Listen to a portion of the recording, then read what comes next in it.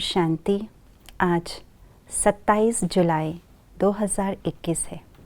आज के दिन हम एक फॉर्मूला लेंगे और वो है समाधान स्वरूप का आधार है मन की शांति की स्थिति। कहते हैं कोई भी प्रॉब्लम्स दुनिया में होती हैं, उन प्रॉब्लम्स का सॉल्यूशन हमारे मन के अंदर ही है, लेकिन उस सॉल्यूशन को प्राप्त करने का आधार है मन की शांति की स्थिति। जब शांत होते हैं मन, तब अपने आप ही वो सॉल्यूशन निकल आता है। तो इस फॉर्मूला को आज अप्लाई करके देखें। सुनते हैं आज का स्लोगन। कर्म और योग का बैलेंस रखने वाले ही सच्चे कर्म योगी है। हाथ काट दे, दिल यार दे। ये स्लोगन कर्म योगियों के लिए है।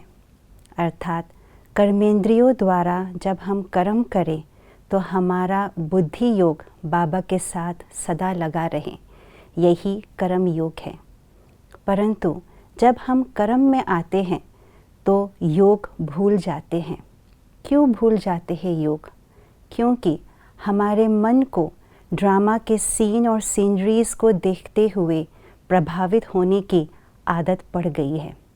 जब मन हमारा इतना प्रभावित होने की आदत है तो ऐसे हलचल वाले मन, अस्थिर मन कभी भी कर्म करते हुए बाबा की याद में टिके रहे या कर्म करते हुए ज्ञान का चिंतन करे, ये असंभव है।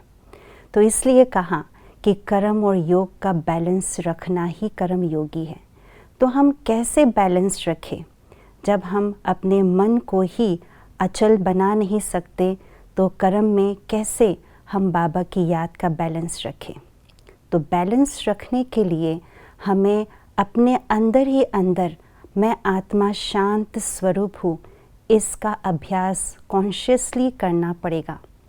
जब मैं एकांत में बैठ करके इस शांति स्वरूप की स्थिति का अभ्यास बार बार करती हूँ तो मेरे मन को शांति में रहने की आदत पड़ती जाएगी।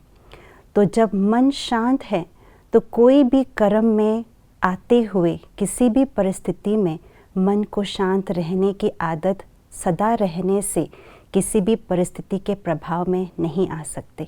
अर्थात कर्म करते हुए मन शांत माना न्यारापन।